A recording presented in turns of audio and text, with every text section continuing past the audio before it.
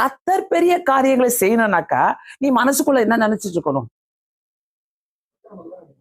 Okay, அப்புறம் பெரிய காரியத்தை பத்தி தான் நினைக்கணும்.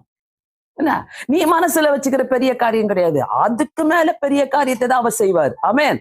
சோ கர்த்தர் பெரிய காரியம். நான் எப்பவுமே என்னமோ பெருசா வச்சுக்கிறீங்க எனக்கு. நம்ம அழுறோம்னு வச்சுக்கிய, நம்ம கஷ்டப்படுறோம், நம்ம துன்பப்படுறோம்னு வச்சுக்கோங்களேன்.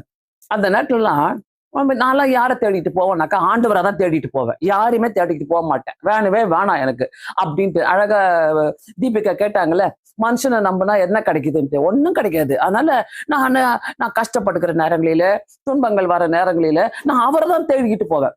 ஆனா மனசு சொல்லும், ஏதோ உனக்கு கர்த்தர் பெருசா வச்சிருக்கிறாரு, ஏதோ எனக்காக பெருசா வச்சிருக்க. அதனால்தான் வேதம் சொல்லுது, கர்த்தர் எனக்காக பெரிய காரியங்களை செய்கிறவர், ஆராய்ந்து முடியாத பெரிய காரியங்களை செய்கிறவர், எண்ணி முடியாத அற்புதங்களை செய்த. சோ நம்ம அவரை நம்பி உட்கார்ந்துட்டு இருக்கிறோம்.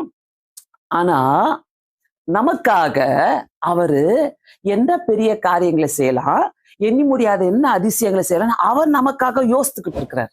யார் நம்புறீங்க? யாரும் நம்பல இல்ல. அதனாலதான் ஆமையெல்லாம் சொல்லல நீங்க இல்ல. ஆனா நம்புறீங்களா?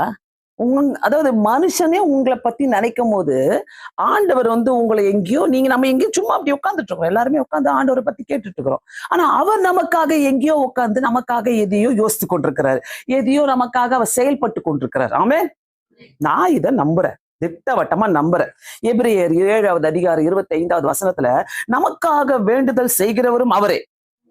அல்லேலூயா.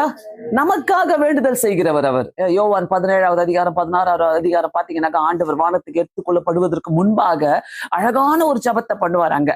அது பிரதான ஆசாரியர் ஜபம் சொல்லப்படும் அந்த ஜபத்துக்கு. சோ நமக்காக வேண்டுதல் செய்கிறவரும் அவரே.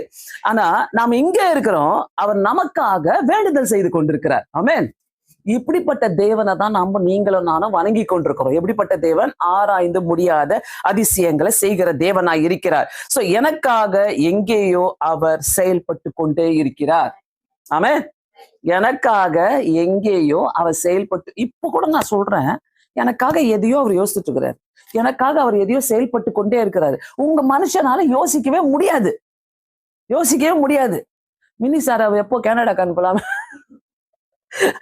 சாரா ஏப்ரஹாம் எப்போ யுஎஸ்க்கு அனுப்பலாம், சாரா ஏப்ரஹாம் எப்போ இந்த சர்ச்சுக்கு அனுப்பலாம். அவர் தான் பிளான். ஆமென். அவர் தான் பிளான். ஆமென்.